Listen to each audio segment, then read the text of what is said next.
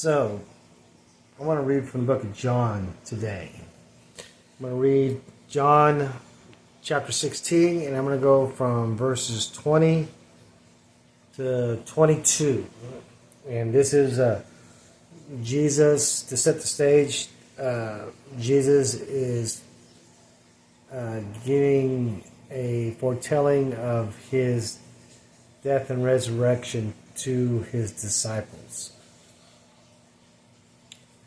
Truly, truly, I say to you that you will weep and lament about the world, but the world will rejoice, and you will grieve, but your grief will be turned into joy.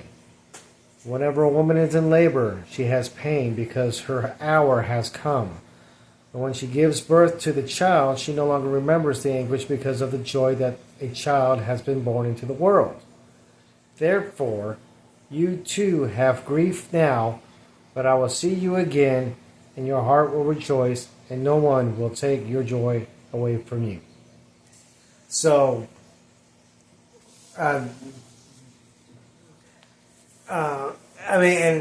Jesus said this because he had told him, a little while, and you will no longer see me, and again a little while, and you will see me, in 16:16, at the beginning of him foretelling them, and they just couldn't wrap their heads around it, that he was talking about that he was going to die, but he was going to be raised again from the grave, and that they will see him.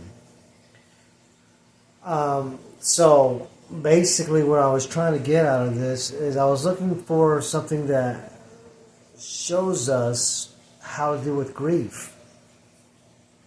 And I'll be honest with you guys, it was pretty hard. I was back into Jeremiah, looking at Jeremiah on a couple of verses, and this one just kind of seems to hit home, was the best solution.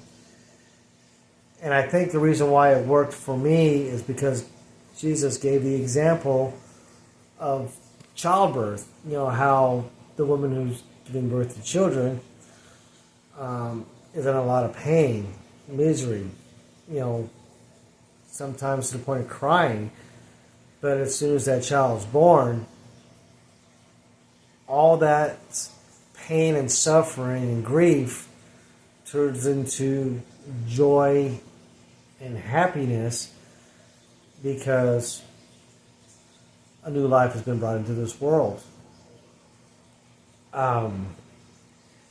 So when Jesus rose from the dead and conquered death forever, and then ascended to heaven, we have the assurance that no matter what we're going to go through in this world, we're going to have pains, we're going to have sorrows, we're going to lose loved ones.